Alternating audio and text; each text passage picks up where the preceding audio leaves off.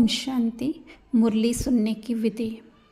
तो बाबा के समय में तो ऐसा होता था, या अभी भी कई कई जगहों पर ऐसा होता है कि मुरली शुरू होने से आधा घंटा पहले जो है वो योग कराया जाता है। तो उसका तो एक ही मतलब होता है कि हम अपने रोल कॉन्शियस को भूलते जाएं और अपनी रियल कॉन्शियसनेस में रहें, अर्थात अपने आत्मिक स्वरूप में हम रहें। पर आजकल का मुरली सुनने का ढंग भी थोड़ा सा जो है वो मॉडर्न हो गया है, चाहे वो समय की कमी है या किसी भी हिसाब से।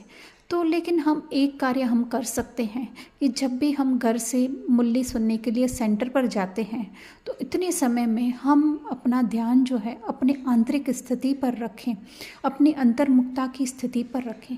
फिर वहाँ पर जाकर जब हम बैठते हैं तो हमें ये नहीं सोचना चाहिए कि हम सुन रहे हैं। हम का अर्थ है कि ये रोल सुन रहा है, ऐसे नहीं। जैसे रोल का नाम है रीना, तो ऐसे नहीं कि रीना सुन रही है, नहीं, आत्मा सुन रही है। रीना तो जस्ट उसका रोल है, एक पार्ट है, एक हिस्सा है करके। तो उस आत्मिक स्थिति में जब हम बैठ करके मुरली सुनते हैं तो वो जो है मुरली आत्मा सुनती है। नहीं तो बाबा कहते हैं ना कि माया मुरली सुन लेती है, अर्थात कि वो रोल कॉन्शियसनेस। अब माया क्या है? और कुछ नहीं है, जस्ट रोल कॉन्शियसनेस है कि हम ये सोच करके कि रीना मुरली सुन रही है, रीना को अच्छे कर्म करने हैं, रीना को ऐसा बनना है ना, ऐसे नहीं। आत्मिक स्वरूप में स्थित होकर के वो उसका मन उसको चलायमान कर रहा है। लेकिन आत्मिक स्थिति तो इसीलिए बाबा आते ही क्या कहते हैं, ओम शांति, कि तुम आत्मा जो है वो शांत स्वरूप हो।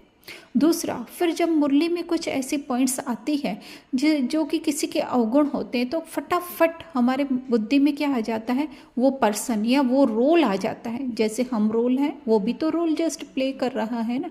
तो नहीं, ऐसे नहीं सोचना है, जस्ट ऐसे सोचना है, जस्ट बाबा मुझे अकेले के लिए ही जो ये मुरली सुना रहे हैं।